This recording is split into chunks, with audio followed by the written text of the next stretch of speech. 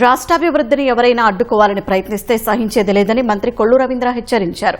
రప్పారప్ప అంటూ కత్తులు దూసినా, రక్తాభిషేకాలతో ప్రజల్ని భయభ్రాంతులకు గురిచేసినా ఉపేక్షించబోమన్నారు. ప్రజల ఆకాంక్షల మేరకు కూటమి ప్రభుత్వం పాలన సాగుతోందన్న మంత్రి దానికి విరుద్ధంగా ప్రవర్తించే వారెవరైనా ఊరుకోబోమన్నారు.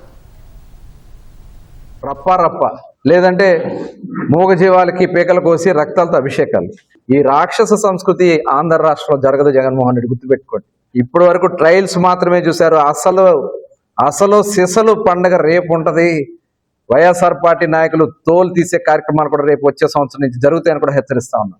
ప్రజల్ని భయపెట్టాలన్నా, ఈ రాష్ట్రంలో అశాంతిని క్రియేట్ చేయాలన్నా, ఆడబిడ్డల వైపు కన్నెత్తి చూడాలన్నా భయపడే విధంగా లా అండ్ ఆర్డర్ని రేపు వచ్చే సంవత్సరం నుంచి పూర్తి స్థాయిలో అమలు చేస్తాం. ప్రజలకి స్వచ్ఛమైన పరిపాలన అందించడం ఈ ప్రభుత్వ లక్ష్యం. రెచ్చగొట్టే కార్యక్రమాలు చేసి అసత్య ప్రచారాలు చేయాలని ప్రయత్నం చేసి సోషల్ మీడియా బేస్గా కొన్ని కార్యక్రమాలు చేస్తారు. వాళ్ళందరినీ కూడా హెచ్చరిస్తున్నాం. ఒళ్ళు దగ్గర పెట్టుకోవాలి.